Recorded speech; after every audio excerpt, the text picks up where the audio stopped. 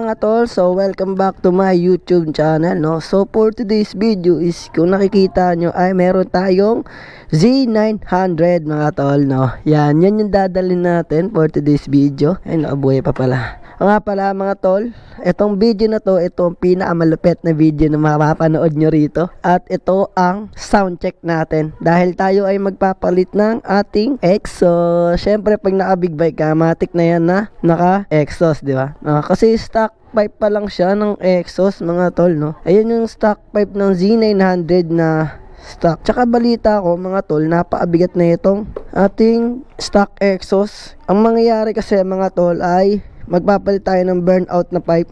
Burnout siya mga tol. Ang gagawin niya is itong malaki dito, itong box na to is ikakat na yan. Bali ito na matitira mga tol. Catalytic ang matitira. Kaya hindi siya ganun din siguro kaingay. Hindi natin alam. Dahil first time natin siya kakalikutin doon sa mismong ating pupuntahan, no? Shoutout doon sa pagbibila natin ng pipe mga tol, no? So tara, samahan niyo ako. Huwag na natin ito patagalin dahil ako'y excited na marinig ang ating Z900 na naka-burnout. And 3, 2, 1, let's go. Joke lang pala. Papainit muna pala tayo ng motor. Ayan. Bali mga tol, siya sa Paranaque natin siya kukunin yung pipe. Tapos ipapakabit na din natin, no? Dahil na balitaan ko is promo yung natin, yung ka-member natin doon sa grupo natin na Z900. Promo siya. Bali 25.5 yung yung presyo ng pipe. Tapos naging 23k na lang mga tol, no? Kaya tara, samahan niyo ako mga tol. Huwag kayong aalis sa video na to. Ayan. Kaya napainit ko lang muna to. Ayan sounds niya habang stock exhaust. Sound check. Ayan, malamig pa eh. Mamaya, sana hindi tayo abutan ng ulan dahil hindi na din ako napakain dahil excited din ako sa mangyayari kung anong sound check. Let's go! Burnout! Bali, ang natatakbo niya pa palang ay 1,514 pa lang mga tol. Kaya fresh na fresh pa talaga siya. Tapos na siya ng break-in period, no? Wala pa tayong gas. Shit, let's go na! Game, samahan nyo mga tol. And 3, 2, 1, let's go. So, yun nga mga tol. Syempre, di tayo nag-iisa. Kasama natin ang ating manager. Ayaw mo manager? And the sponsor. Hindi tayo makapalag ng ng tuloy-tuloy. Gawa na medyo busy sa sa school mga tol, no? Kaya bihira tayo makapag-upload. Ito, di ko to pwedeng palampasin kasi ito ang pinaka-inihintay din ng iba eh. Sound check ng ating Z900 na burnout ang pipe mga tol. Syempre bago tayo pumunta ron, magpapagas muna tayo. Alright. Sana hindi ganun kalakas yung ulan natin mga tol, no? Dahil mahirapan tayo mag vlog kasi hindi to waterproof eh. Lang to eh, yung pinalagay ng Portis naka-open lang kasi nga naka-charge pa to, wala pa tong baterya. Naka-rekta agad sa battery. Naka-rain mode nga pala tayo mga tol.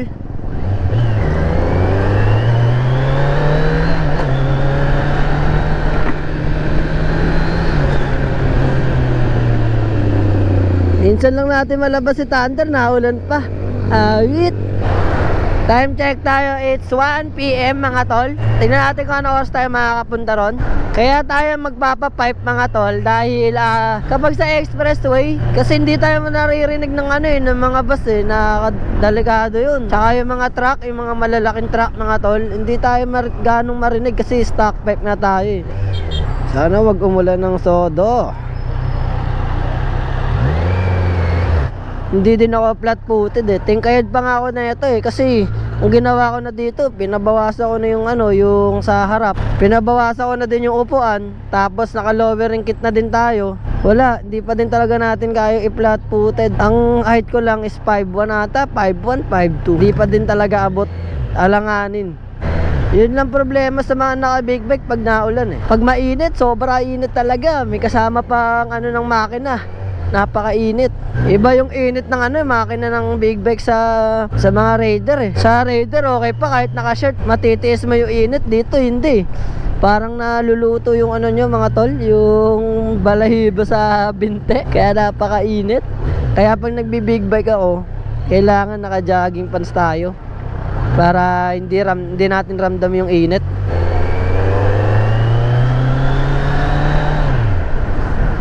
Wala pa tayong gloves mga tol, no? Kasi first time natin makana ng ano eh, ng big bike mga tol eh, no? Yung ibang vlogger nakikita ko mga naka-gloves eh. Tayo lang ata hindi ganun eh. Pag big bike mga tol, dapat kailangan mo ano eh, kailangan mo malaki yung buwelo mo sa liko eh. Tulad na ito, iba yung ano niya eh, iba yung liko niya eh. Kasi hindi, iba yung liko niya sa mga ordinaryong motor kumpara sa mga big bike mga tol, no? Iba yung kain ng liko niya. Tapos kapag kunyari nakaliko ka, 'di ba? Tapos biglang preno, talaga naman tutumba ka mga tol eh. Ayan mga tol, ang katabi niya ay Harley Davidson. Yan, dyan siya mga tol, dyan namin nakuha to si Thunder. Yan. Shoutout po sa inyo sa mga nagasikaso. Dito tayo dyan sa may St. Dominic mga tol. Oo nga pala mga tol, ilalagay ko siya dito kung saan ako umorder ng pipe, no? Para pag gusto nyong umorder ng pipe mga tol, ng burnout mga tol, no? Ayan. Shoutout sa burnout. Ayan. Diyan natin, dito natin ilalagay para alam nyo kung saan kayo legit talagang makakakuha ng burnout mga tol, no?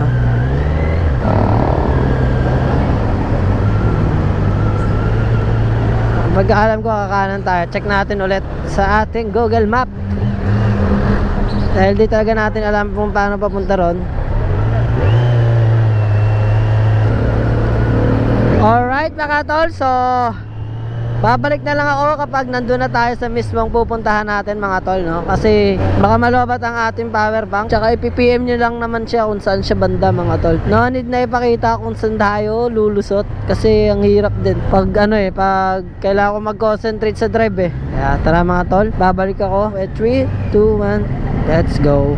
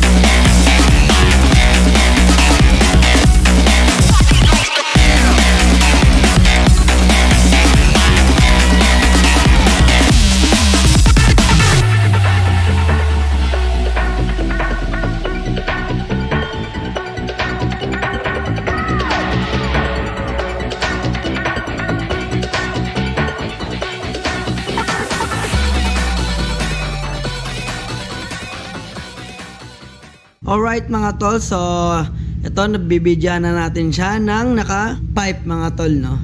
Shoutout dun sa ano, tropa natin naka NK400, napakaingay. Charot. Yun nga pala si Blacky mga tol. Ito natin si Blacky. Ito si Blacky mga tol, no? Ayan, hindi natin masyado nagagamit. Pero isa-isahin natin to kasi meron siyang problema eh. Yung problema niya mga tol ay simula na natuyuan siya ng gas, parang ano, nahagok siya mga tol. Feeling ko dun sa filter niya talaga eh. Kaya kailangan natin to ipaayos si Blacky para magamit din natin pampasok. Shoutout sa Blacky. Ito muna tayo si Thunder. Alright mga tol, so balik tayo rito. Si Thunder nga pala ay pinalitan natin ng exhaust. Bale mga tol, ang ginawa rito ay parang naka full exhaust na siya mga tol. Kasi tinanggal na yung catalytic niya. Yan, biren. Tingnan yung kulay Magkaiba yan mga tol. Tanggal ng catalytic. Tapos nakaano tayo mga tol, burnout made in Thailand mga tol, no? Ang ginawa mga tol ay kinat to dito. Kinat yung catalytic kasi dito yung catalytic, 'di ba mga tol, ng C900. Tapos may back siya dito. Bali mga tol, ang ginawa ay kinat to. Tapos nagpagawa ng nagpaduktong na ito. Bali wala na talaga siyang catalytic. Kulang na lang itong headers. Yun na lang ang kulang papalitan mga tol. Itong pipe natin ay isang burnout, no? Shoutout sa nagawa na ito. Tsaka sa pinagbila natin ito mga tol, no? Sa grupo natin to na sa Z900 mga tol. PM nyo lang siya kung gusto nyong bumili doon mga tol, na para avail kayo na itong burnout na ito para sa Z900 natin mga tol. Napaka-pogi niya, no? Tignan nyo. Burn out. First time natin magkaroon ng big bike na ganito naka-pipe na mga tol. Kasi kapag sa traffic mga tol, paliwanag ko lang ba't na nagpalit Kasi kaya tayo nagpalit mga tol, ang hirap sa expressway, Talagang di tayo rinig mga tol. Kaya ngayon mga tol, sound check tayo. Cold start mga tol, kaka-under pa lang ngayon, Kaya tara, cold start.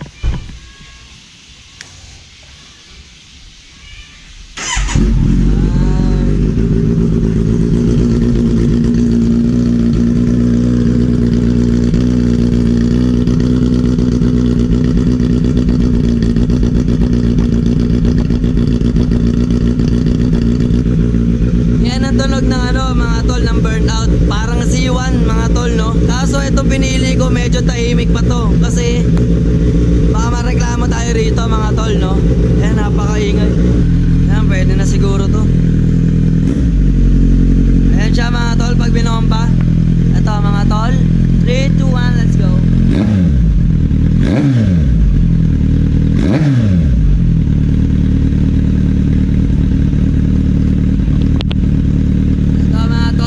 Full rep natin pero isa lang kasi baka mareklamo tayo, pero teka lang, nag-enjoy akong bumba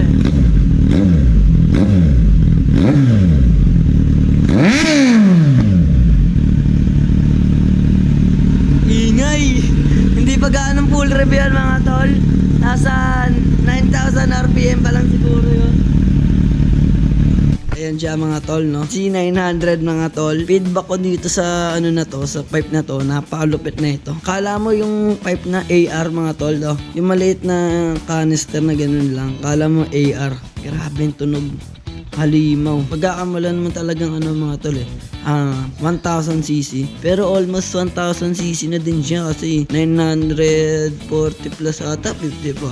Ang cc na ito mga tol. Grabe, ganun pala kaingan ng 900 mga tol, So, paano mga tol? Hanggang dito na lang ang ating vlog. Hintayin nyo ang ating test drive dito sa ating Z900 SE mga tol, Hintayin nyo na lang aking susunod na vlog mga tol. Pasensya na kung bakit late tayo mag-upload dahil medyo busy lang tayo sa mga bagay-bagay. Alam nyo na yan mga tol. And 3, 2, 1, peace out.